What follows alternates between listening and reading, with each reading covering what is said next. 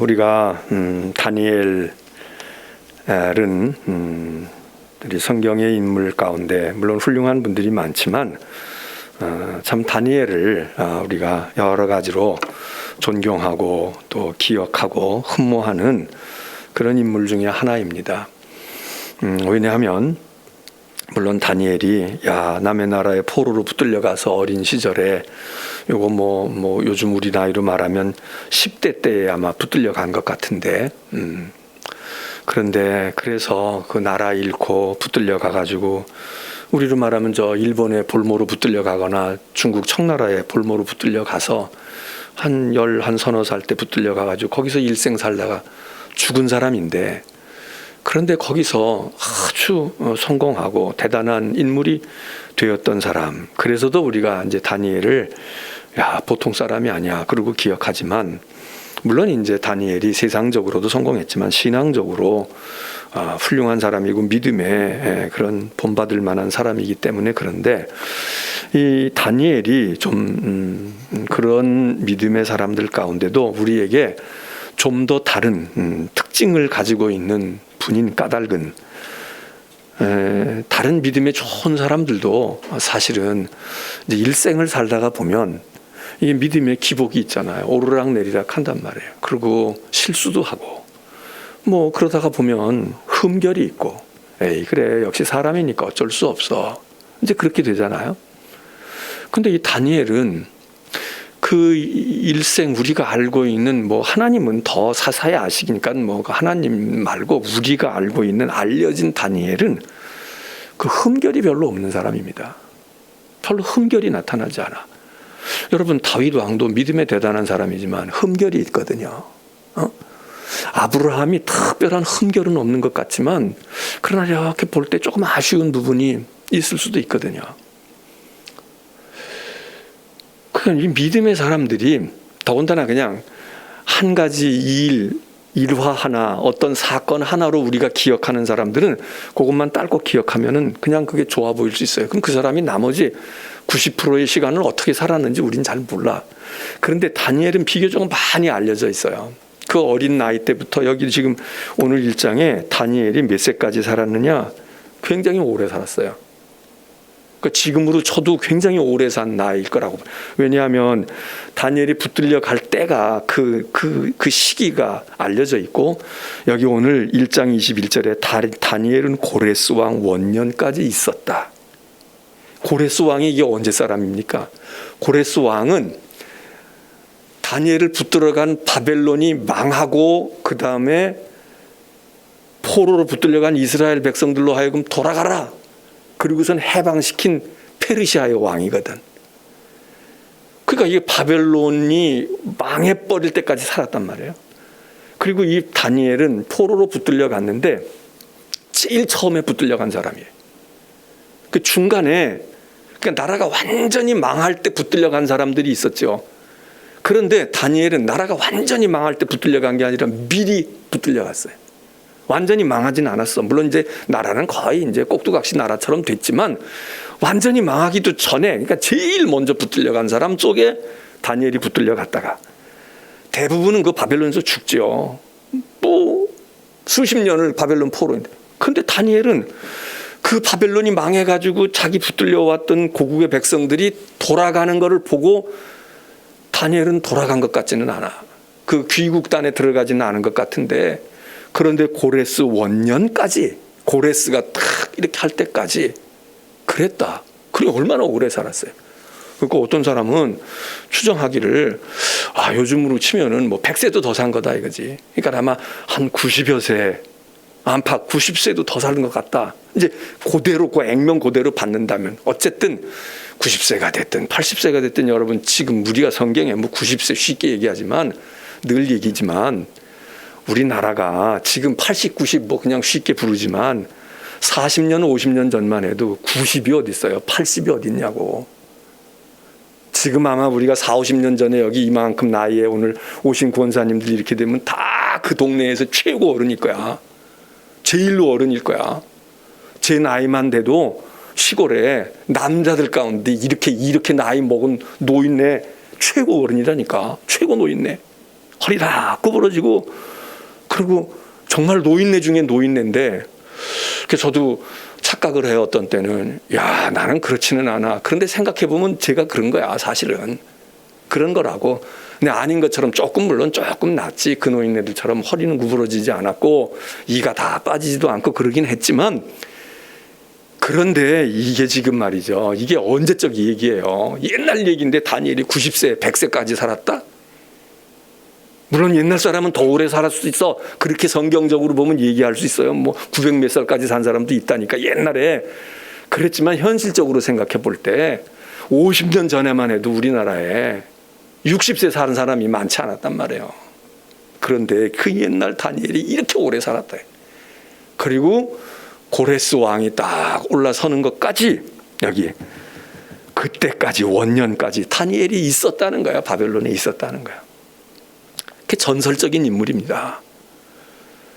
이제 성경에 역사적인 인물로 분명하게 역사성을 가지고 있는 사람들이 있고, 어떤 사람들은 그래 누군가가 있기는 있었는데 그 성경에 우리가 전해주고 있는 그 사람들의 얘기가 진짜 그 사람의 그대로 일생을 딱 그렇게 딱 뭐 녹취로 기록하고 영상 찍어가지고 있듯이 우리가 그렇게 알고 있는 게 아니라, 어떤 사람이 있었는데 그 사람에 대한 이야기가 좋은 얘기들이 자꾸 덧붙고 좋은 것들이 이렇게 칠해지고 이래가지고, 그래서 그 모습이 우리에게 전해져 있는 사람도 있고, 또 심하게 그걸 비판하거나 나쁜 의미의 비판이 아니라 날카롭게 보는 사람들 가운데는 사실은 그런 인물은 없었는데, 그런 인물이 우리 예를 들어서 단군, 그러면 단군이 사실 있는지 없는지 잘 모르고, 어떤 사람들은 에이 그거 아니야, 어떤 사람들은 아이 그도 역사적인 인물인데 그게 이렇게 각색이 됐어 그러잖아요.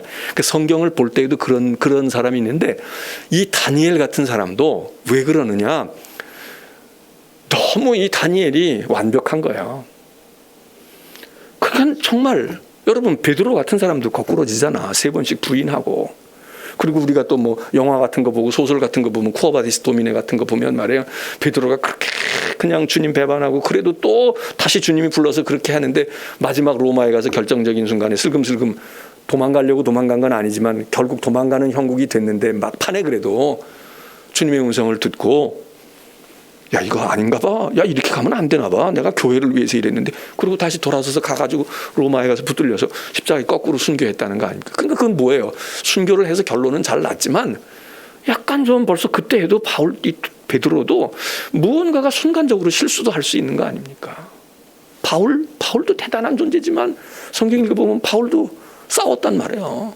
그 자기를 키워주고 자기를 후원한 바나바 같은 사람, 바나바가 아니면 바울이 교회에서, 물론 하나님이 역사하시고 성령이 쓰시는 거야. 성령이 쓰시는데 무슨 바나바가 이렇게 얘기하면 우리가 얘기할 게 없어. 더 이상 모든 게 하나님의 은혜로 얘기하면 얘기할 게 없어요. 그런데 우리가 그냥 이렇게 모든 것을 살펴볼 때 바나바 없이 바울이 존재했겠냐고요.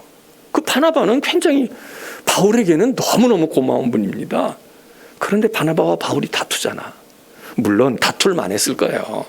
바울이 그때는 이미 믿음으로 컸고 생각이 깊어서 바나바의 생각도 옳지만, 아니야 교회를 이런 방향으로 하면 안 돼, 선교 가는데 이런 사람을 이렇게 데려가면 안 돼, 그건 취향의 차이니까 바나바가 더 옳다 바울이 더 옳다 이렇게 시시비비를 가릴 경우보다는, 그래 이런 사람도 있고 이런 사람도 있다 이렇게 이해하고 우리가 받을 수는 있지만, 어쨌든 우리가 볼 때 만일 그런 일을 우리가 광경을 목격했다고 생각해 봐요. 바나바와 바울이 다 존경받는 사람이야.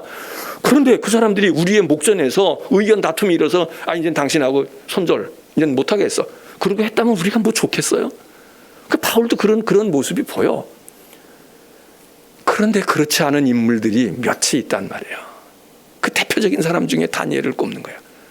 노아가 의롭다고 하지만 노아도 나와서 술에 취해가지고 그냥 그 추태를 안 버렸으면은 그 아들이 그렇게 안 했잖아요. 그 왜 자꾸 술을 그렇게 많이 먹어가지고, 그리고 정신 인사불성이 돼가지고 벌거벗고 들어 누웠다가 그 아들이 말이에요 이런 반응 보이고 저런 반응 보이냐. 그 노아도 의인이었지만, 그래 욥도 우리가 대단하다고 얘기하지만 욥도 막 그냥 힘들고 그러니까 뭐라고 그러잖아요. 그 나중에 회개하잖아. 근데 성경에 아주 그냥 이 사람은 흠이 뭐야, 뭐가 흠이야 이러고 많이 알려져 있는 사람 가운데 그런 사람이 별로 없어요. 모세도 막 신경질 내잖아. 그냥 확 집어던져버리고 난 모르겠다 이러고. 참을 땐 끝없이 모세만큼 오래 참은 사람이 없지만 모세도 막 그래서 하나님께서 너 임마 가나안에 못 들어가잖아요. 그런데 창세기에 나타나는 요셉하고 그리고 다니엘하고 이 대표적인 사람들이에요. 이 사람들은 물론 요셉도 창세기 요셉도 사실 우리가 약간 좀 이렇게 비판적으로 보려면 그 형들 앞에서 그렇게 자랑해야 돼. 그렇게 철딱선이 아직은 철이 없는 애니까 그냥 그렇게 하니까 그리고 그 이후에 이제 요셉이 아주 그냥 어려움 속에서도 잘 이겨내고 이렇게 이런 사람으로 되죠. 형들 용서하고 다. 그래 하여튼 그래도 요셉 그 사람들 진짜 어떻게 그렇게 흠이 없이 티가 없이 하나님 앞에서야 죄가 있겠지만 그러냐. 그럴 때 꼽을 때 쌍벽을 이루는 사람 중에 하나가 이게 다니엘입니다. 자, 그러면 우리가 이제 이 다니엘서를 우리가 읽을 때 사실 우리는 다니엘서를 대하고 있는데 성경에 이런 책도 별로 없어요. 근데 다니엘서를 우리는 아는 거 몇 가지는 알아. 그게 이제 많이 알려져 있는 거예요. 풀무불 속에 들어갔다. 사자 뭐 어떻게 됐다. 그게 이제 다니엘이 다 한 게 아니라 다니엘의 친구들과 관계된 게 있고 다니엘과 관계된 게 있지만 어쨌든 그런 것들을 통해서 우리는 몇몇 거, 그리고 꿈의 명을 어떻게 하고 뭘 어떻게 했다, 뭐 이런 거. 그런데 사실 다니엘의 이해에 중요한 것은 다니엘이 이렇게 믿음의 불굴의 의지를 가지고 핍박과 박해를 받아도 흔들리지 않고 주님을 배반하지 않고 이렇게 했다. 이렇게 이해하는 거 물론 그 중요한 겁니다. 근데 그거는 다니엘서에 있어서 사실 절반의 가치밖에 안 돼. 진짜 다니엘서가 성경에서 빛을 발하고 진짜 중요한 것은 무엇인가? 그 다음에 우리가 해석하기가 난해하고 우리하고 별로 관계가 없어요. 뭐 나라가 망했다, 무슨 뭐가 동상이 어떻게 됐다, 무슨 짐승이 나타났다, 무슨 세일애가 어떠니, 뭐가 어떠니 이러고 나오는 얘기들이 있는데 이 얘기가 성경을 연구하거나 성경의 가치를 말하는 사람 속에는 그게 다니엘서의 본질 중의 본질이다. 그게 본질 중의 본질이다. 여러분, 다니엘이 사자굴에서 어떻게 됐다, 그 친구들이 풀무불에서 어떻게 견뎌서 뭐가 어떻게 됐다, 그건 기적이고 그건 놀라운 하나님의 은혜예요. 그렇지만 그 얘기가 만일에 성경에 없어도 그런 기적과 그런 박해에서 건짐을 받은 이야기들은 다른 성경 속에서도 비슷한 걸 끄집어낼 수가 있잖아. 근데 다니엘서가 아니면 우리가 이거 그런 사상이나 그런 신앙과 그런 신학이 우리에게 전수되어졌을까? 이럴 때에 그 다니엘의 고고한 빛이 어디서 나오느냐? 우리가 좀 난해하고 그냥 잘 모르고 넘어가는 바로 그 부분이다 이거예요. 그 부분이야. 그래서 그게 이 다니엘서의 가치 가운데, 특별히 구약 성경에 그런 게 별로 없는데 이 다니엘서에 그거 가지고 있단 말이에요. 그래서 이 다니엘서를 소중하게 여기는 이유가 있다 그 얘기입니다. 그게 구약 성경에선 거기, 에스겔서에도 약간 그게 나왔지만 신약에 가서는 요한계시록입니다. 그래서 다니엘서를 일명 구약의 묵시록이다, 구약의 계시록이다 이렇게 얘기를 해요. 그리고 다니엘서를 통해서 우리가 이런 전이해를 가져. 그렇기 때문에 요한계시록 읽으면서 그리고 잘은 몰라도 약간 너무 생소하지가 않게 느껴지는 그런 것이 왜냐? 바로 이 다니엘서를 우리가 알고 있기 때문에. 그게 뭔지는 잘 몰라도 그래 비슷한 거 거기서 봤어. 에스겔에서 뭐 좀 그런 게 있는데, 근데 이게 이 요한계시록에 와가지고 이게 이제 우리에게 더 선명하게 보여진단 말이에요. 그래서 이 다니엘서는 우리가 보통 다니엘을 예언자, 다니엘 예언서 이렇게 이제 얘기를 하지만 사실은 예언서보다는 뭐가 나라가 망한다, 뭐가 어떻게 됐으니까 예언같이 보이지만 예언서로의 가치보다는 다니엘서는 어떤 가치가 더 크냐? 묵시문학이라고 하는 독특한 장르가 있는데, 이건 뭐 세상 나라에 있는 게, 세상 문학 장르에 있는 게 아니죠. 성경 속에 있는 장르. 이 묵시문학이라고 하는 이 분야에 요한계시록과 맥을 맞닿고 있는 이 중요한 가치를 우리가 이 다니엘서에서 볼 수 있기 때문에 다니엘서가 성경 중에 독특하고 또 중요한 의미를 가진다 그 얘기입니다. 자, 우리가 이 다니엘서를 읽게 될 때에 지금도 얘기했지만 다니엘이라는 인물하고 다니엘서라고 하는 책하고 이거를 우리가 두 가지로 그 가치를 생각해 볼 수 있습니다.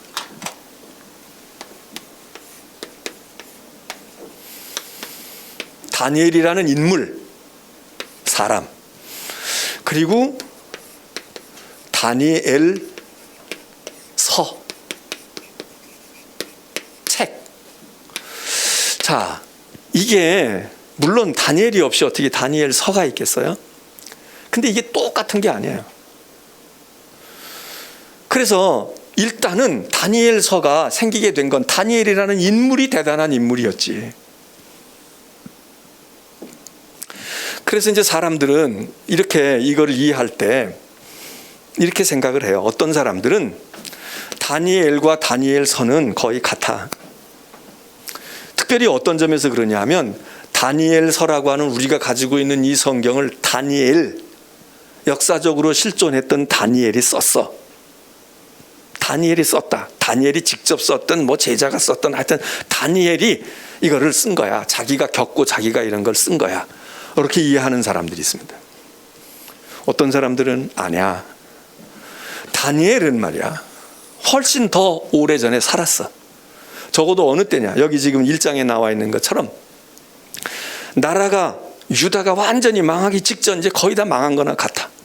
나라가 망하기 직전에 바벨론 군대가 들어와 가지고 예루살렘을 포위하고 공격해 가지고 중요한 요주의적인 중요한 사람들을 많이 붙들어 가요.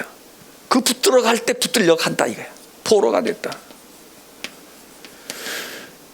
그러면 이게 얼마나 오래된 얘기입니까? 주전 600년쯤 된 얘기야. 597년에 나라가 완전히 망하거든요. 그리고 그 전에 한 7, 8년 전에 8, 9년 전에 미리 들어와 가지고 다 바벨론이 들어와 가지고 쑥대밭을 만들고 속가가 영향력이 있고 지도력이 있는 이 중요한 요인들을 다 붙들러 간다고. 그리고 껍데기들을 남겨두는 거야. 자기들이 마음대로 조종할 수 있게끔. 꼭두가시 정부를 만들어. 우리나라 마치 일본이 들어와 가지고 말이죠. 한일 합방 1910년에 하지만 1910년에 우리는 나라가 망했다고 그래가지고 그때로부터 계산해가지고 1945년 해방이 됐으니까.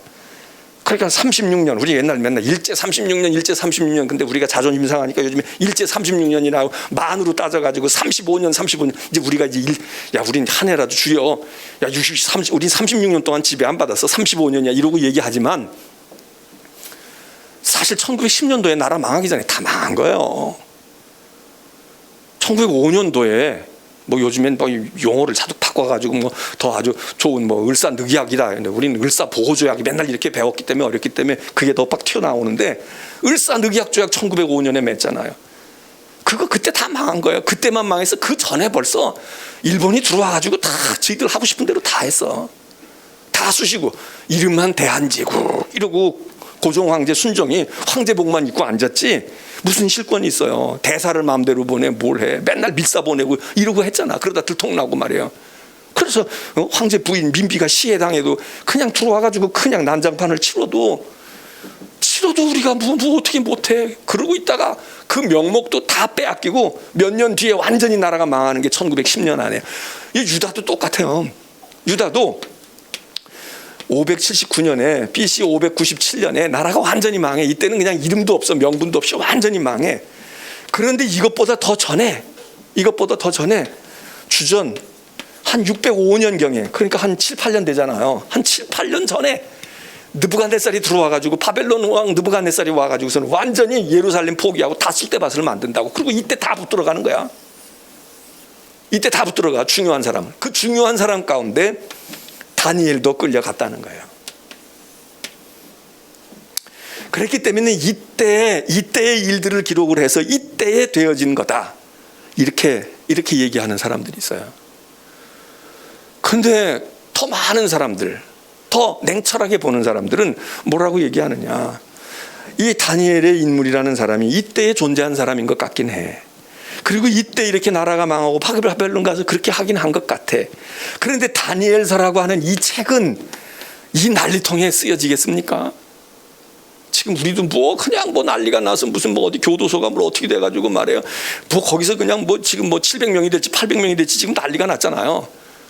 그 정신 딴 데다 뒀잖아. 너네들이 정신 딴 데 두고 있기 때문에 여기 지금 이거 해야 되는데 맨날 우리 보고 잘하라고 그러고 말이야. 교회 어떻다고 그랬는데 너희 지금 안에서 벌어지고 말이야. 뭘 어쩌고 저쩌고 했는데 이러고 또 지금 한쪽에서 막 공격을 하잖아요. 아니 지금 뭔 일만 벌어져도 거기에 신경 다 쓰느라고 이거를 못해 우리가. 밥 안 쳐놓고 그냥 요즘엔 전기밥솥이니까 문제가 없지. 옛날 같으면 밥 태워 먹는 일이 그 순식간에 어떻게 하면 밥 태워 먹잖아. 연탄불에 얹어놓고 풍로에다가 얹어놓고서는 저도 밥 해 먹어봤기 때문에 알아. 그냥 조금 잠깐 돌아서서 뭐 좀 하고 와 이제 후루룩 다 끓어가지고 탑을 홀랑 태워 먹고 말이에요. 뭐 그냥 끓음이 달랑 나고 말이죠. 뭐 난리가 나잖아. 아 지금은 세상 예약해놓고 말이야. 그냥 다 해놓고 그냥 가서 무슨 짓을 하고 와도 되고 난 다음에도 별일 없어. 다 보온 잘하고 있잖아.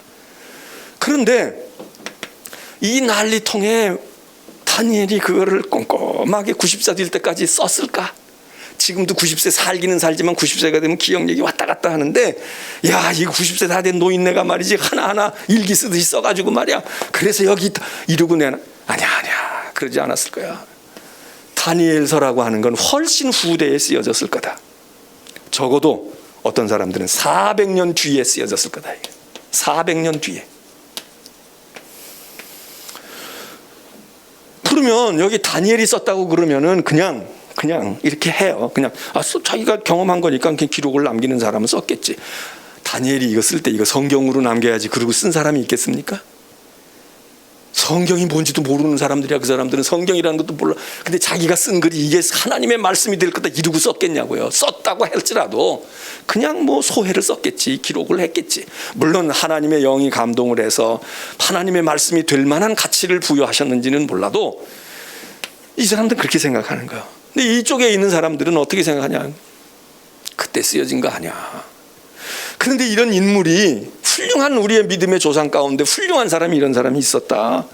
이 사람은 그냥 나라에서 태어나서 죽은 사람이 아니야. 일찍이 남의 나라 머리에 피도 마르기 전에 남의 나라에 끌려가가지고 거기서 평생을 살고 남의 문화 남의 그런 것 속에서 살고 그 나라가 유학 간 나라가 아니야. 이민 간 나라가 아니고 우리를 붙들어 간 나라야. 그게 청나라고 그게 일본인데 그 나라에 들어가서 포로로 살면서 그 사람이 이렇게 믿음을 잘 지키고 이렇게 훌륭한 삶을 살고 이렇게 우리의 면을 세워준 것만 아니라 그 나라에서도 아주 존경받는 사람. 우리도 그렇잖아요. 저기 중국에 우리나라 장군인데 예를 들어서 고선지 장군 같은 사람은 중국 사람들도 사당을 만들어 놓고 거기다가 그런다는 거 아니야. 또 뭐 대단한 사람들 그런 사람들은 중국 사람들이 저 조선 사람이지만 야 저 사람 말이야 우리가 모셔야 돼 섬겨야 돼 그리고 존경하는 사람들이 있잖아요. 우리도 아펜셀러나 언더우드 우리 기독교회나 그리스도의 교회에서는 미국 사람이지 우리하고 피 한 방울이 섞였어요. 뭐가 있어. 그런데 그 사람은 어떤 한국 사람 못지않게 저 같은 목사 100명을 데려다 놔도 그거 상대가 돼요? 상대가 안 돼. 그런 것을 우리가 품듯이 이런 훌륭한 인물이 있었는데 이 인물을 왜 400년 500년 뒤에 이 사람에 대해서 관심을 가졌느냐. 이 사람에 대해서 왜 조명을 하기 시작했을까. 그럴 만한 상황이 있었다 이거예요. 그럴 만한 상황이 있었어. 그게 이제 이런 게 하는 게 지금 여러분들이 이게 제가 이렇게 얘기하지만 간단한 것 같지만 신학교 가면 이런 거 배워. 신학교에서 하는 게 이게 신학교. 성경을 강의하고 성경을 이해하고 성경이 어떻게 쓰여졌을까 이런 거 얘기하는 거예요. 박 전도사가 앉아있나? 박 전도사 안 그래? 신 전도사 안 그래? 신학교 때 배웠지 언제 들었어? 그치? 그렇다고 그래 아니라도 좀.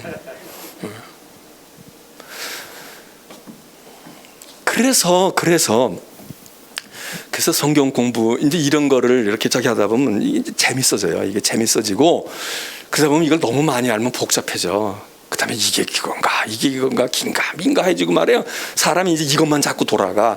이러면 기도를 안 하게 돼. 이 여기에 이제 문제가 되지만 이거를 잘 선별해서 이렇게 하다가 보면 그다음에 믿음과 성경에 대한 이해를 정확하게 하고 좀 더 분명하게 가지고 이게 이랬구나. 그리고 이해하는 깊이가 조금 달라질 수 있고 거기다가 성령 받고 은혜 받는 게 최고지만 그래서 이 당시 사람들 적어도 주전 한 200년 전 그러니까 여기 주전 이게 말이죠. 이게 이 주전 600년 700년 때 있잖아요. 6세기 7세기 여기 지금 주전 2세기 3세기 요 때에 무언가 이 다니엘서가 나왔을 거야. 그래서 이 옛날 다니엘의 자료를 수집하고 이 다니엘이 가졌던 믿음을 이야기하고 이래서 이거를 써가지고 읽힌 거지, 배우게 한 거지. 그러면 다니엘의 훌륭함도 있지만 다니엘의 주변에 싸고 있었던 상황이 있었어요. 바벨론의 포로 압박되고 절망되고, 그리고 막 이방 종교 섬겨야 되고 외국에 끌려가가지고 말이에요, 우상 문화에 젖어야 되고, 이럴 때 거기 막 저항하고 이랬던 다니엘, 지금 이 당시가 그랬다 이거예요. 주전 한 200여 년, 166년, 7년, 8년 이럴 때에, 그때에 주전 2, 3세기 경에 왜? 여전히 남의 나라의 지배를 받고 막 탄압을 당하고, 그리고 막 무서운 독재자가 나타나가지고, 그리고 막 종교가 막 엉망이 되고, 거룩한 곳에 잊지 말아야 될 것이 막 들어와가지고 우상의 재단이 생기고, 우상의 멀쩡히 있던 예배당이 말이에요, 예배당이 안 되고 절이 되고 말이에요. 이 얼마 전에 터키에도 우리 성지순례 갔다 가봤잖아요. 소피아 성당인가 뭐 있었잖아. 그게 원래 카톨릭보다는 뭐 이 동방 정교회의 교회였지만 성당이었고 교회였는데, 그게 이슬람이 들어와가지고 말이에요, 이슬람 문화권에 들어와가지고 또 이슬람 회당이 된 거야. 이슬람 템플이 된 거라고. 그래서 그동안에는 우리가 갔을 때만 해도 그 개방을 하고 뭐 이렇게 해가지고 막 박물처럼, 이제는 완전히 이슬람화 다 해가지고, 지금 그 대통령이 아주 그 철저한 사람이잖아요. 다 돌려놓으니까 막 환호하고 말이요, 인기 얻고 말이지, 뭐 여론도 돌아서고, 야, 우리 대통령이 신심이 좋은 사람이야. 신심도 좋지만 정치적으로 지금 노리는 거지. 그래가지고 지금 카톨릭에서 막 저기 그리스 정교회나 이런 데서 말이죠, 막 난리잖아요. 그게 말이지, 우리가 만들어 놓은 이게 우리가 예수 그리스도의 벽화도 있고 다 있는데 너희가 뭐 하는 짓이냐. 그리고 막 갈등이 생겨. 그리고 여기 이때에도 하나님의 거룩한 성전에 말이에요, 이 외국 사람 군대들이 들어와가지고 거기다가 우상의 신전으로 만드니까 막 유대인들이 얼마나 속이 상하겠어요. 막 저항하고 테러도 하고 독립하겠다고 독립군도 투여하고 이러고 곳곳에서 게릴라전하고 막 싸울 때였단 말이에요. 목숨 걸고 나라 찾아야 돼, 우리가 이대로 그냥 수모를 당할 수는 없지, 이러고 있던 때였다. 이거는 성경에 없는, 성경이 예수님과 이 구약시대에 말라기에서 끝나잖아요. 이 400년 동안의 공백기가 있잖아. 이걸 우리는 신구약 중간기라고 얘기해요. 이건 성경에서 우리가 찾을 수가 없어. 쭉 오다가 지금 요 다니엘서에서 요 고리를 보는 거예요. 요 고리, 요 때에 있었던 상황, 말할 수 없는 상황, 이 침울하고 들리는 소리도 없고 예언자도 없고 하나님의 말씀이 뚝 끊겼다는 거야. 이때에 요 정막을 깨고 온 분이 누구냐? 요 세례 요한이 나타나서 조금 이제 6개월 전에 나타나서 얘기를 하고, 그리고 본 주인공이 등장하시는데 그게 메시아 예수 아닙니까? 주님이 이때 나타나셔. 그럼 주님이 오시기 전에 예언자의 소리가 끊겼던 요때 이 400년 동안이 이게 암흑기야. 이게 캄캄한 밤이었다고. 성경에 나타나는 어느 때보다도 이때가 아무것도 몰라. 그냥 그랬을 때 이 흔적을 어디서 보느냐? 다니엘서에서 본다 이거예요. 다니엘서에서. 그리고 이때에 누구를 떠올리느냐? 메시아를 떠올리는 사람들도 있지만, 야, 우리가 힘들어도 다니엘 같아, 우리가 다니엘같이 견뎌야 되는 거야, 다니엘같이 우리가 이렇게 해야 되는 거야, 이러면서 낙심하고 두려워하고 막 절망하고 있는 백성들에게, 야, 다니엘은 거기 가서 사자굴 속에서도 그랬고 풀무불 속에서도 그 친구들이 이렇게 되고 말이야. 그리고 하나님이 다니엘을 높이 들어서 말이야, 그 왕들과 황제들이 다 와가지고 걱정해주고 다니엘아 그러고 말이야, 네가 섬기는 하나님이 진짜 하나님이다, 이렇게 얘기해. 이게 얼마나 대단한 얘기입니까? 지금도 그렇게 대통령이 자기 종교가 있는데, 야, 이 어려운 때, 코로나 때 말이죠, 기독교가 이렇게 기도해주고 당신들이 새벽 기도하고 이래서 정말 살아계신 하나님이 진짜 하나님인가 봐요, 이러고 얘기했다면 무슨 난리가 나겠어요. 얼마나 대단하겠어. 근데 여기 자기들이 신이라는 사람들이 느부갓네살이고 벨사살이고 뭐 다 자기들이 신 아니야. 이 당시에는 자기들이 신이야. 그런데 황제이면서 신인 그 사람들이 다니엘의 사자굴 앞에 와서, 다니엘아 너의 섬기는 하나님이 진짜 하나님이다, 진짜 하나님이야, 이렇게 얘기했다면 끝난 거지. 상황 끝난 거지. 이렇게 극적인 이야기가 이 다니엘서에 있다고요. 그게 뭐겠는가? 그 속에 담겨져 있는 메시지가 뭘까? 의미가 뭘까? 그런 관점에서 보는 분들은 다니엘 당시에도 다니엘이 훌륭했겠지만, 이 다니엘이 정말 빛나고 정말 다니엘이 필요한 때가 어디냐? 이때였다는 거야. 이때 이 암흑의 시절. 그래서 이때 다니엘서가 정리가 되고 다니엘서가 썼다는 거예요. 저는 여러분 보고 이렇게 믿어라, 이렇게 믿어라 얘기 안 해요. 여러분들이 그래, 일리가 있겠다. 그래. 그럼 무슨 상관이 있어? 이때라고 믿고 있는 사람은 믿음이 좋은 사람이고, 이때라고 믿는 사람은 믿음이 더 좋은 사람이고, 그래? 무슨 상관이 있어요? 그리고 잘 몰라. 이건지 몰라. 그런데 많은 사람들이 이렇게 저렇게 검토해보면서 이쪽을 지지하는 사람들이 많은 거예요. 여기를 지지하는 사람. 그런데 여러분도 여러분 가지고 있는 성경을 보세요. 저도 성경 여러 개가 있는데 우리말 성경에 이제 해설들을 해놔. 그러면 간략하게 거기 다니엘서는 누가 썼고 뭐 언제 썼고 어떻게 하고. 근데 제가 가진 성경에도, 우리 교회에서 옛날 나누어준 성경에도 거기 뭐라고 되어 있느냐면 다니엘은 저자가 다니엘이라 이거야. 이 저자들 다니엘로 보는 사람들은 이쪽으로 보는 거야, 이쪽으로. 그리고 어떤 사람, 다니엘서는 누가 썼는지는 몰라. 이런 사람들은 이쪽으로 보는 거야. 그럼 어떤 사람들은 다니엘이라고 성경에 있는데 뭘 안 믿냐? 1.1핵도 틀린 게 없는데 이렇게 믿어야지 믿음이 좋은 거야. 또 이러면 그냥 그게 전부인 줄로 아는 사람도 있어. 그런데 이렇게 믿는 사람보다 이렇게 믿는 사람이 믿음 더 좋을 수도 있고요. 이렇게 믿는 사람보다 여기 믿는 사람이 더 좋을 수도 있어요. 그거는 그것 때문에 되는 게 아니야. 어떻게 이해할 때 이 성경 다니엘서가 정말 다니엘서의 본래의 말씀, 본래의 뜻을 우리가 잘 이해할 수 있고 잘 우리가 수용할 수 있느냐. 이 판단력이 있으면 상관없어요. 그 판단력이 안 쓰는 사람은 그냥 가르쳐주는 대로, 목사가 이 얘기하는 사람은 이대로 따라가면 되고, 목사가 이 얘기하면 따라가면 돼요. 여기 따라갔다고 지옥 가고 여기 따라갔다고 천국 가는 것도 아니야. 근데 자기 스스로가 그래, 그렇게 믿을 사람은 믿어. 나는 이렇게. 그렇고 판단이 쓰면 그 다음에 이해를 하면 그래, 이 얘기가 이 얘기로구나, 이렇게 이해가 된다 이거예요. 자, 그래서 아까 얘기한 것처럼 다니엘은 이렇게 포로기에 붙들려 와가지고 거의 90세 가까이 세월까지 살았다. 굉장히 옛날로 치면, 진짜 지금으로 치면 120세도 더 산 거지. 그렇게 살았을 것으로 추정이 된다 이거예요. 산전수전을 다 겪고 다 한 사람인데, 이 사람이 말이죠, 그러다 보면 믿음이 좀 식을 때도 있고 자만에 빠질 때도 있고 어떤 때는 흔들릴 때도 있고 그럴 것 같은데, 초지일관. 참 이 다니엘이 그런 점에서 그래, 그 사람을 끄집어내서 다시 조명을 비출 그만한 가치가 있겠구나, 그런 생각을 우리가 할 수가 있습니다. 자, 그런데 이제 아까도 얘기했지만 우리가 보통은 옛날에는 다니엘을 예언자의 하나로 봤어요. 물론 지금도 넓게 구분을 할 때 예언서 속에 다니엘을 넣어요. 에스겔, 다니엘, 이게 대예언서 속에 들어갈 수 있어. 분량이 많으니까 예언서라고 봐요. 근데 실제로는 내용을 들여다보면 묵시서다.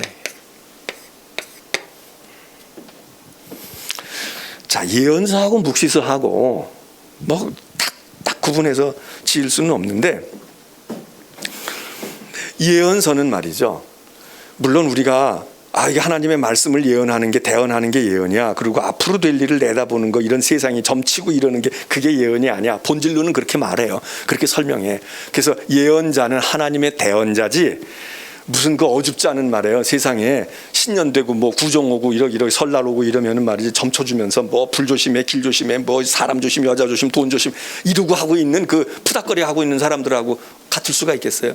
같지 않아.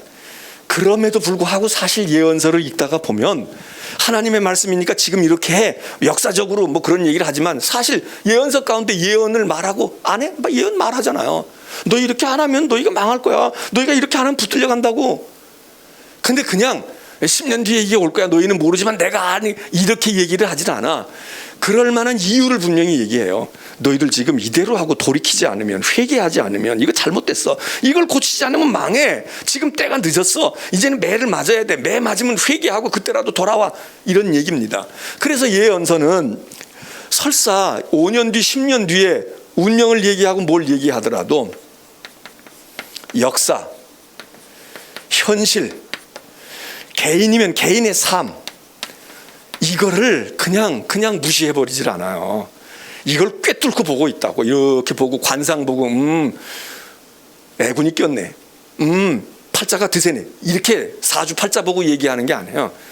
이 사람들은 굉장히 정통한 사람들이야. 이게 하나님의 영감을 받아서 됐든 자기가 천성적으로 됐든, 그리고 근본에는 하나님이 이제 붙으신 거지.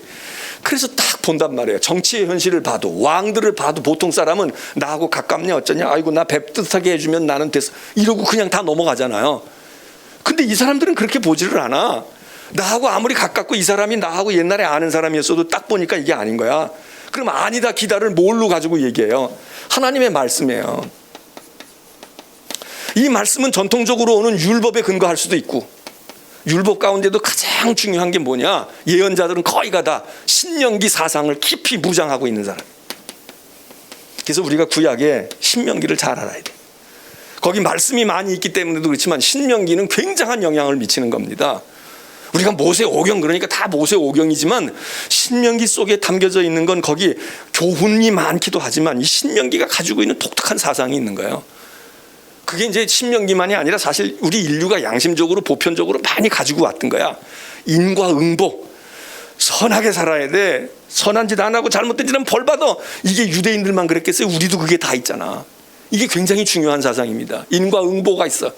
너 심은 대로 된 거야. 너 죄 졌으니까 벌 받고, 의롭게 살면 형통하고. 이게 신명기에 굉장히 중요한 강한 사상이에요. 예언자들은 거의 다 이 사상으로 무장된 사람들이야. 그러니까는 잘못하면 죄 져서 잘못한 거예요. 너 잘못되지 않으려면 죄 짓지 말고 하나님의 말씀대로 듣고 살아. 여러분 맞지? 틀려요? 맞는단 말이에요. 그런데 우리가 인생을 살다가 보면 그렇지 않은 사람들이 생기잖아요. 그럴 때 이걸 어떻게 할 거냐 이거야. 이런 거를 위해서 성경에 또 이런 사람들이 나타나. 예언자들 가운데도 약간 정통적인 예언의 노선에서 약간 벗어나 있는 사람들이 있어. 이건 누구예요? 이게 하박국 같은 사람들이야. 이런 사람들이 누구예요? 이게 욥기야. 그래서 욥기가 저항을 해. 하나님 나 올바로 살았는데 왜 고생을 해요? 우리는 어떤 때 그게 공감되는 데가 또 있잖아. 내가 하나님 열심히 했는데, 나 기도 열심히 했는데 애가 합격할 못 떨어졌어. 내가 열심히 기도했는데 사업이 안 돼. 내가 열심히 새벽 기도하고 몸을 주님께 드렸는데 내가 병이 덜커덕 찾았어. 그럼 이건 뭐야? 이거 어떻게 된 거야? 그럴 때 만일에 이 말씀만 있어 보세요. 이건 사기야. 아니면은 나는 저주받은 사람이야. 그냥 결론이 그렇게 나버려. 그런데 다행히 뭐가 있어요? 욥이 있구나. 욥 보니까 그래. 그리고 사실은 누구도 여기 있어요. 하나님의 아들 예수 그리스도도 여기 계셔. 죄가 없으신데 왜 고난을 받아?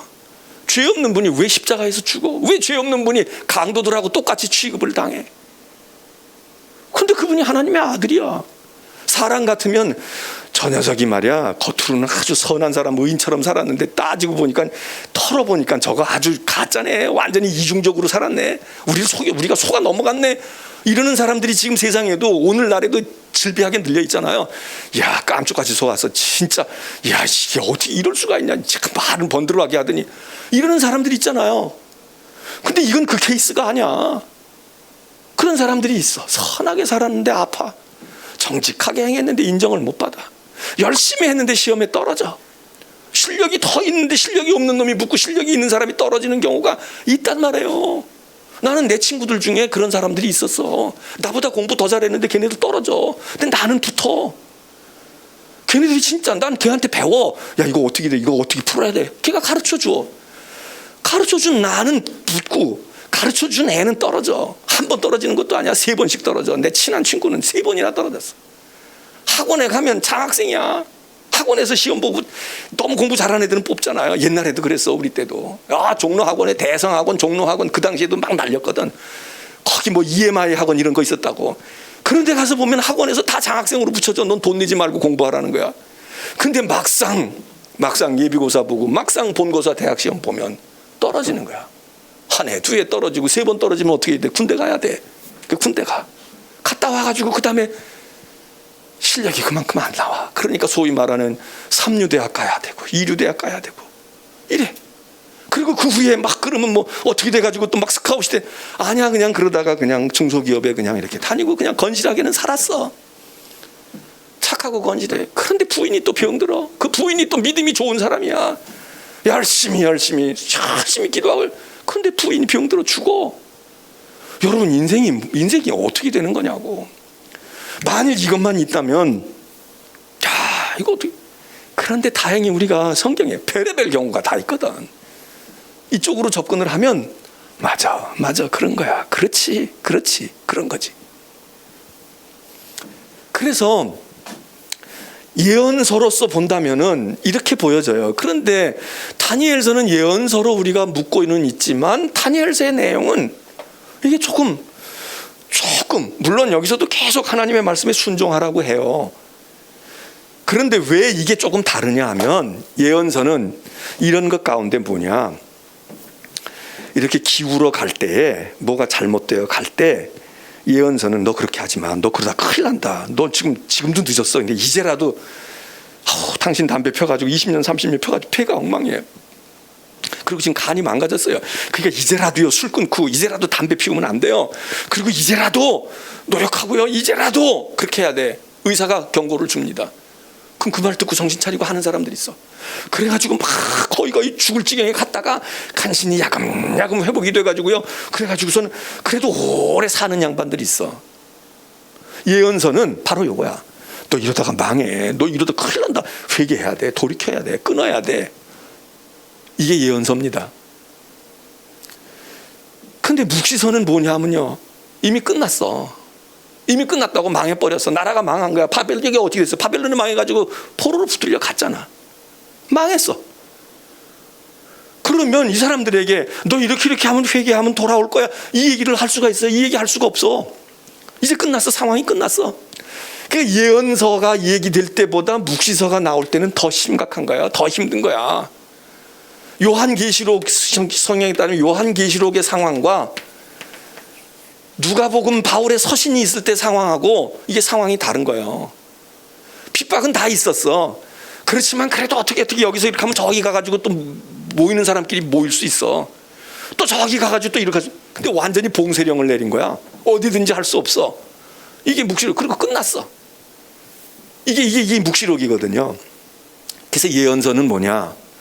예언서는 어떻게 지금은 막 회개하죠, 뭐 죄를 짓고 잘못하고 나라가 엉망진창이고 우리의 인생이 막 이렇게 돼 있지만 아직 기사회생할 기회가 남아 있어요. 당신 이렇게 살면 3년밖에 못 살아. 그런데 지금 그러면 한 5년도 살 수 있어. 한 10년도 될지 몰라. 요럴 때예요. 그래서 회개해. 그런데 묵시록은 뭐냐 하면 망한 거야. 이제는 틀렸어. 이제는 항암도 할 수 없어. 방사선도 할 수 없어. 여러분, 그러면 어떻게 해야 돼요? 그럼 어떻게 해야 돼? 지금 막 암이 초기에 발견이 됐어. 그러면 뭘 절제를 하든지 방사선 치료를 하든지 뭘 어떻게 되는 거야. 근데 다 퍼졌어. 암이 다 퍼졌어. 어젯밤에도 어떤 젊은 목사님이 저한테 보냈어요. 문자를 보냈어. 목사님, 우리 아버님이요, 그동안 그분이 편찮으시다는 걸 알았거든. 저도 알고 있었거든. 그런데 더 심해지셨나 봐. 어느 병원에 입원해 계시는데요, 담도, 식도, 그리고 무슨 췌장 퍼진 거지. 이제 목사님 기도해 주세요. 아들 목사가. 여러분, 그러면 이제 병원에 들어가서 그분이 의식이 있는지 없는지 뭐가 어떻게 된지 모르지만 우리가 의학적으로 지금 다 퍼졌잖아. 그럼 어떻게 해야 돼? 물론 가서 건강하실 거야 할아버지, 권사님 일찍 건강하셔서 이제 퇴원하시고 자녀들하고 좋은 걸 보실 수 있고 이렇게 할 수도 있어요. 그런데 사실 그건 하나님이 하시면 못할 거 없지만 그렇게 얘기를 해야 돼? 이 양반이 뭐 치매가 걸렸다면 뭐 이런 얘기고 저런 얘기 해봐야 그게 안 되니까 그거는 그냥 어떻게 하는 수밖에 없지만, 그래도 이 정신이 멀쩡하다. 그럼 어떻게 해야 되겠어요? 믿음이 있는 분이라면. 아들 걱정하지 마세요. 뭐가 걱정이세요? 어머니 아버지 뭐 걱정이세요? 막 걱정해. 어떡하냐, 시집도 못 가고 아들 너 뭐 어떻게 해야 되는데. 걱정하지 마세요. 애인이 있대요. 지금 그 나이는 아직 결혼할 나이도 아니야. 걱정하지 마요. 엄마 편안하게 계셔. 쓸데없는 걱정이야. 편안하게 계시고, 그리고 좋은 얘기 합시다. 여러분, 이러잖아요. 그리고 믿음이 더 있는 분 같으면 엄마 이제 우리 걱정하지 말고 하나님 앞에 가야지. 하나님 앞에 가서 상 받을 거 바라봐야지. 엄마 열심히 기도했잖아. 아버지 그렇게 하셨잖아. 아유 이제는 우리는 다 컸어요. 걱정하지 마셔요. 이제 아버지 가시는 길 우리가 성원할 테니까. 이런 대화가 되면 이거는 정말 짱인 거지. 근데 그 대화가 필요한데 그때 그 대화를 못해. 왜? 그랬다가 난리 나니까 다 죽으라는 얘기냐. 그리고 더 절망하고 열을 살 것도 닷새밖에 못 사는 사람들도 있으면 말을 못 하잖아요. 믿음 좋다고 그래도 말 못해. 진짜 가서 하늘나라 평소에는 하늘나라 얘기해도 진짜 하늘나라가 눈앞에 와 있는데 하늘나라는커녕 자꾸 땅을 보여줘야 돼. 그래서 이제 딸이 올 거예요, 아들이 올 거예요. 그러니까 조금만 더 어떻게 하시. 요렇게 얘기하면 이게 뭡니까? 우리 스스로가 속이고 속는 거야. 예언서는 자꾸 땅의 희망을 얘기해요. 절망 같지만 땅의 희망을 얘기해요. 예언서의 핵심이 메시아야, 메시아. 나 오늘 이 얘기 하려고 안 한 건데 사실 막 줄줄이 이것저것 나오네. 이 문제를 해결할 분이 누구라고 예언자들은 대개 다 말을 하느냐 하면 메시아가 와야 된다는 거예요. 메시아.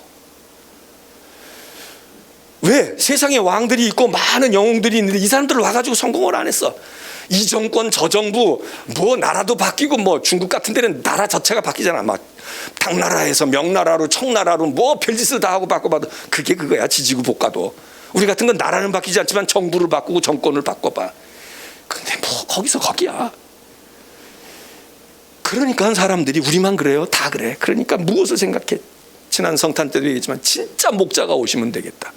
진짜 왕이 오셔야 돼. 그 진짜 왕, 진짜 목자가 누구예요? 이스라엘의 참 목자 메시아다. 이거야, 메시아. 그럼 이 메시아가 와서 뭘 해요? 가난한 사람들에게 부유하게 해주고 억울하게 당한 사람들, 감옥에 있는 사람들 풀어놔줘. 그래서 감옥에서 나와서 지금 이번에도 사면하잖아요. 3천 몇백 명인가 사면한다는 거 아니야. 그러면 이제 빨간 줄 지워주고 말해요. 피서권 주고 선거권도 주고 복권 시켜가지고 너 사회활동도 해. 직장도 가고 너 이력에 문제 없어. 다 사면해 줄 거야. 그럼 그 사람들이 천국 가요? 그 사람들 천국 가는 게 아니야. 이 세상에서 사는 거야. 지금 운전면허 다 정지됐던 사람이 운전시험 다시 봐가지고 운전면허 딸 수 있고. 다 그거야. 뭐예요? 회복해서 어떻게 돼? 이 땅에서 사는 거야. 지상에서. 눈치 빠른 분은 힌트 잡았나 몰라 지금. 그런데 여기 묵시는 말이에요. 다니엘서는 이 땅의 회복이 아니야. 묵시서는 뭐냐 하면 이 땅은 끝났어. 악한 정권이 다 집어삼켰어. 악한 마귀, 뿔 달린 권세, 뭐 머리가 10개가 났든 20개가 났든 그놈들이 다 장악을 했어. 더 이상 희망이 없어. 이 세상 가지고는 안 돼. 뒤집어 엎어봐도 거기 속까지 다 빨가. 속까지 다 친일이야. 다 외구야. 다 빨갱이야. 뭘 해? 못해. 그러면 어떻게 되겠어요? 희망이 어디 있어? 희망이 어디 있는 거야? 지금 술, 담배 끊어요. 그러면 조금 더 사실 수 있고 건강 회복해요. 이게 아니고 끝났어. 암이 다 퍼졌어. 다 이제 그냥 어떻게 방사선도 안 되고 항암도 안 되고 민감요법도 안 되고 안 돼. 그럼 어떻게 해야 돼? 아버지 엄마 끝났어. 이제 할 수 없네. 뭐 나도 뭐 어떻게 해. 방법이 없네. 그러니까 알아서 하셔. 그리고 뒷짐지고 가요. 어떻게? 그다음에 어떻게 해? 우리가 보통 어떻게 해? 어떻게 해요? 안 믿는 사람도 하는 방법이 있고 우리는 더군다나 뭐라고 얘기해? 없어요? 그냥 붙들고 줄줄 울기만 해? 어떻게 해요? 우리 그렇게 말하잖아. 엄마 평소에 천국 가고 싶다고 그러셨잖아. 나 이제 그만 살고 너무 고통 아파 힘들어. 이제는 천국 갔으면 좋겠어. 엄마 이제 천국 갈 기회가 왔어. 어디로 가? 시선이 땅의 회복이 아니야. 집으로 가는 게 아니야. 고향으로 가는 게 아니에요. 하늘을 내다가 시선을 두는 거야. 그래서 뭐라고 얘기해? 새 하늘과 새 땅이야. 이게 천국이야. 이 땅에 있는 왕이 아니라 하늘나라의 왕국이야. 요한계시록이 이 얘기 하잖아요. 왜 이 얘기를 했겠어? 땅에 소망이 없어. 아무것도 기대할 게 없어. 이제는 완전히 다 장악됐어. 로마 제국이 장악하고 헬라가 장악하고 다 그렇게 했어. 희망이 없어요. 희망이 없어. 희망이 있다는 거 사기야. 희망이 없어. 그러면 인간이 희망이 없다고 그냥 절망해? 이 땅에 희망이 없으니까 이 땅을 솟구치고 올라가. 그리고 이 새하늘과 새 땅이 임한다 이렇게 표현하기도 해. 천국이 도래한다. 천국이 온다는 거예요. 예수님 오시듯이 온다. 주님이 나팔소리와 함께 오실 때 천국도 오는 거예요. 우리가 들림을 받아서 올라가기도 하지만 천국이 오는 거야. 이 사상이 다 있어요, 성경에. 다 둘 다 있어. 이거를 말하는 게 뭐냐? 이게 묵시예요. 이게 요한계시록이고 이게 다니엘서야. 그 다니엘서는 나라가 회복되어져서 포로로 돌아간다. 이제 귀국해가지고 거기 희망이 있다. 그리고 우리 가서 성전 짓고 우리 가서 우리끼리 나라 세우고 우리 정부 세우고 우리 김 씨를 대통령으로 만들고 이 씨를 총리로 만들고 우리끼리 이제 잘 살아보는 거야. 이거는 아직도 땅에 소망이 있는 거예요. 그 메시아 다윗의 후손을 왕으로 세우면 다윗같이 할 거야 이거예요. 근데 여기 묵시서에서 말하는 메시아는 이 메시아는 오셔가지고 야 이놈아 그거 내 땅인데 네가 왜 차지하고 있었어? 이리 내놔 이놈아. 내가 주인인데 너 이거 10년 동안 해먹었으니까 다 과태료 물릴 거야. 이러고 이 땅을 평정하시는 분이 아니에요. 이걸 다 그냥 거덜내는 거야. 다 뒤집어 엎어버려. 아니 그까지 그 쓰레기야 갖다 버려. 쓸모도 없어. 그리고 내가 새 예루살렘과 새 하늘과 새 땅을 이룰 거다 이거야. 그리고 여기는 골치 아픈 데 있지 마. 들림을 받든 영원히 구원을 받든 다 데리고 가. 내가 장막을 잘 지어놨어. 걱정할 거 없어. 그까지 야야야 그거 고쳐가지고 쓰느라고 돈만 더 들고 그거 집구석이 말이 내가 다 준비해놨어. 일로 와봐. 너희가 보지도 못하고 듣지도 못한 거. 어떤 경우는 그게 황금길일 수도 있고 어떤 경우에는 목가적인 잔잔한 초원일 수도 있고. 그러니까 여러분 천국 가도 걱정할 거 없어요. 시골 좋아하는 분 난 도시 타입이 아닌데 아직 도시 천국도 있어. 아주 유비 쿼터스 이상 가는 나는 그냥 전원 생활이 좋아. 그래도 나는 조용한 곳에 가서 풀도 뜯고 말이야. 나물도 뜯어먹고 걱정할 거 없어요. 천국도 목가적인 천국이 있어요. 양떼가 뒹굴고 소떼가 있고 말이에요. 호수가 잔잔하고 기화요초 만발하고 잔잔한 강이 흐르고 그 여러분 걱정할 거 없으죠. 내가 천국을 보내드릴 능력은 없지만 내가 설명은 할 수 있어. 어디 가고 살고 싶으세요? 난 복잡한 도시는 싫어요. 그럼 내가 아주 편안한 천국 전원을 여러분에게 여기 있어요. 그리고 보여드릴 거야. 그래서 묵시록은 말이죠. 요한계시록이나 이거는 사실 땅에 소망이 없어요. 뒤집어 엎어봐야 그놈이야. 바꿔봐야 거기가 거기야. 그러니까 쭉 치고 올라가서 공중에서 주님 영접하고 구름 타고 오시고 새하늘과 새 땅이 옛 것은 다 우리가 이제 송구영신 예배 때 자주 듣는 게 뭐예요? 보라 여기 너 있다. 보라 새 것이 됐다.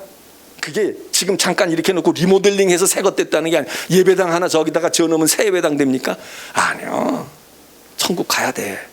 아니면 그 천국이 임하여서 예전에 있던 바다가 지금은 다시 없더라. 요한계시록에 계속 옛날에 있던 바다도 없고 하늘도 없고 아무것도 없어. 그냥 완전히 다른 거야. 여기에 있다고 할지라도 완전히 다른 거고 우리가 여기에 있지 않을 수도 있어. 그냥 훅 가. 그 사상이 어디서 이 위대한 사상이 어디서 오느냐? 이게 다니엘서, 묵시, 요한계시록 이거를 오늘 우리가 당연히 이게 뭐 옛날부터 있던 걸로 생각하지만 옛날부터 있지 않았어요. 예언자들이 이거 다 한 게 아니야. 예언자들이 이걸 다 알고 있었던 게 아니에요. 그 사람들 몰라. 자꾸 발전해 나간다고. 계시가 한 번에 확 보여질 수도 있지만 한 번에 보여지지 않아. 우리가 요만큼 알았는데 공부하다가 보니까 더 많이 보여. 또 깨달으니까 하나님이 더 많이 보여주셔. 그래가지고 자꾸 계시가 발전해요. 사실은 계시가 발전하는 게 아니라 우리가 보는 능력과 우리가 알고 생각하고 고민하는 게 커져. 여러분이 다니엘서는 바로 이겁니다. 다니엘서가 여러 가지 의미가 있는데 성경 얘기는 안 해도 되죠. 성경 공부하러 왔는데 성경 하나도 안 배우고 가잖아 오늘 지금. 근데 1장 다 알잖아요. 우리가 바벨론 끌려갔어. 10몇 살 먹은 애들이 그들 중에 있었어. 거기 다니엘의 세 친구까지 포함해서 4아이가 있었잖아요. 다른 사람들도 물론 있었지. 이게 다 명석한 집안에 두뇌가 있고 총망됐던 젊은이들이겠지. 왜냐하면 바벨론이 와가지고 쓸만한 놈들 다 잡아간 거거든. 거기에 끌려갔단 말이에요. 눈망울도 초롱초롱하고 총기도 있어 보이는 아이들.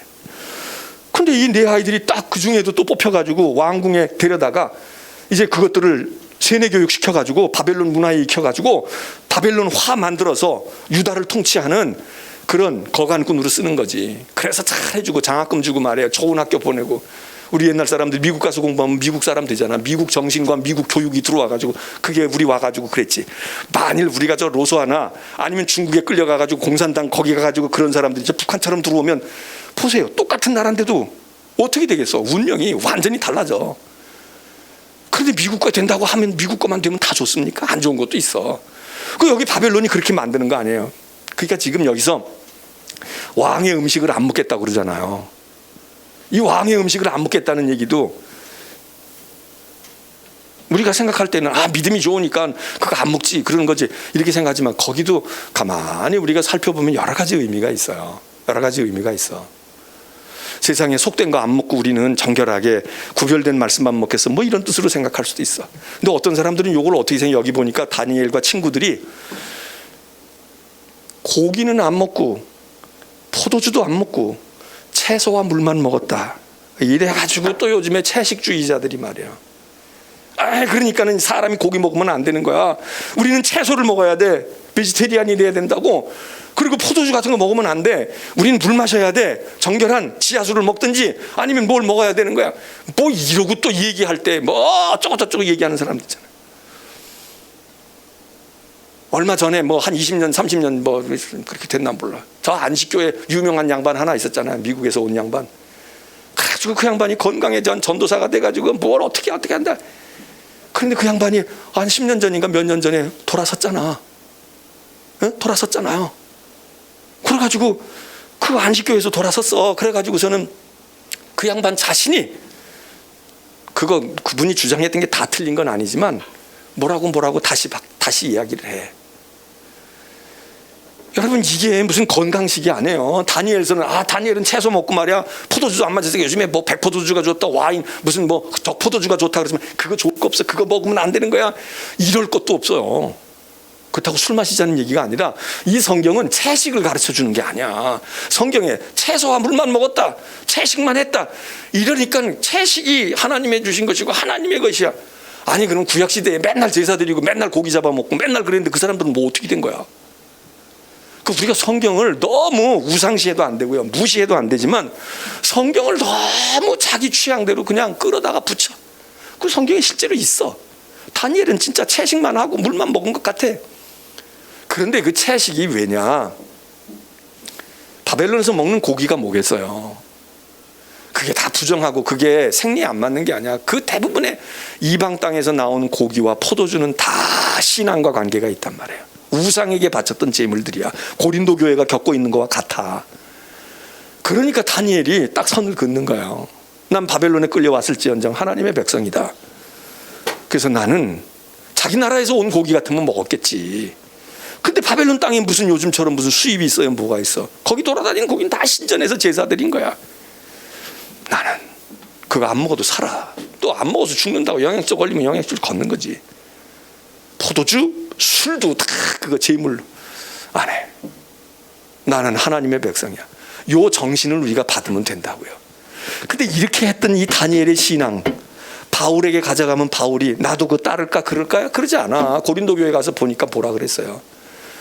야 그거 믿음으로 먹으면 다 먹어도 되는 거야. 베드로 보고도 뭐라 그랬어요? 보자기에 지저분하고 더러운 거 부정한 짐승 내려왔는데 잡아 먹어라. 누가? 하나님이 그러셨다는 거 아니야. 구약에서 하나님이 절대로 말이야 부정한 짐승은 먹으면 안 돼 이랬는데 그 하나님이 베드로에게는 너 잡아먹어. 왜 더럽다고 하니? 내가 먹으라고 했으면 먹어. 이게 뭡니까? 사상의 변화예요. 이게 생각의 변화야. 신앙도 절대적인 것이 있지만 바뀌어지는 게 바뀌어가야 돼. 안 바뀌고 가만히 있는 것만 수가 아니야. 그러면 우리가 다 이거 머리도 이렇게 짧고 자르고 다니면 안 돼. 다 길러야 돼. 얼굴도 다 뒤집어 쓰고 다니든지. 겉옷과 속옷 말이지 뭐 이렇게 섞어가지고 짠 거 구약 시대에는 이거 용납을 안 하는 거예요. 섞어가지고 짜는 건 이건 혼합이야. 순수해야 돼. 순수해야 돼. 근데 우리 지금 다 혼합직 좋아하잖아. 예? 그게 이게 성경이 이야기하는 그 의미와 뜻이 무엇인가 그걸 우리가 알고 여기 다니엘서 여러분들이 그냥 이제 애들은 풀물 속에 들어가서 뭐 이렇게 되고 뭐 어떻게 되고 말이에요. 뭐 머리카락 하나 상하지 아니하고 우리 예수 믿는 사람이니까 머리카락 하나 상하지 않아? 그리고선 가스불 켜고 한번 머리 갖다 대봐요. 머리카락 남아나? 다 태워 먹지. 그렇게 믿음을 그렇게 가져가면 안 되잖아요. 그래서 오늘 여기 다니엘서는요, 독특한 책입니다. 그래서 사실 좀 난해해요. 전반부 6장까지는 스토리 중심이야. 그러니까 얘기가 다 여기 기억돼 있어. 풀무불 얘기, 사자뿔 얘기, 그리고 뭐 우상이 뭐 넘어지고 말해, 뭐 손가락 나타나서 쓰고, 이런 것들 후반부에도 나오긴 하지만 이제 그런 것들 이야기가. 근데 7장으로부터 들어가서 끝날 때 12장까지 가면은, 야, 이게 뭔 얘기냐, 이게 꿈 같은 얘기고 뭔 같은 얘기인데 이게 우리하고 무슨 현실성이 있을까, 이런 얘기가 있어요. 근데 그런 얘기를 통해서 우리에게 주는 메시지가 무언가, 그게 묵신문학의 핵심이다 이겁니다. 그게 우리의 신앙. 오늘 여러분의 삶의 자리에서 예언서가 필요한 분이 있습니다. 아직도 희망이 있어. 그러면 그 말씀 붙들고 돌아서야 돼. 그 말씀 붙들고 우리가 회개하고, 그 말씀 붙들고 하나님 앞에서 청산해야 돼. 근데 이미 다 끈이 끊어졌어. 이미 다 내 인생에 다시는 그런 날이 오지 않아. 이제는 그러면 어떻게 해야 되겠어? 묵시서를 통해서 우리가 하늘을 바라봐야 돼요. 하늘이 내게 임하도록 하나님의 나라를 궁구하고 바라봐야 돼. 너무너무 극심한 고난 가운데 들어가면 예언서보다 묵시서입니다. 그래서 우리가 하나님의 은혜가 우리에게 임하기를 바라야 돼. 내가 하나님을 붙들고 막 충성하고 내가 잘할게요. 이건 내가 힘 있을 때 얘기해요. 근데 다 걷어가셨어. 젊음도 걷어가고 물질도 걷어가고 다 걷어. 내 눈에 주의 나라가 보이게 하옵소서. 천국을 보게 하옵소서. 주님이 내게 오시옵소서. 마라나타, 주여 어서 오세요. 어서 오세요. 답이 그거밖에 뭐 있어요? 뭐가 답이 있어? 그래서 이 묵시서는 최후의 보루입니다. 최후의 보루야. 우리는 아직도 예언서가 조금 더 소중한 것처럼 생각해. 왜냐하면 아직도 뭐 해볼 것 같아. 조금 더 그래도 이거 어떻게 바꿔놓지 않을까? 불행 중에 희망이 있는 겁니다. 희망이 끊어질 때 천국을 환히 볼 수 있는 것, 우리가 또 준비해야 돼. 요거는 예언서 다음에 마지막 최후의 막입니다.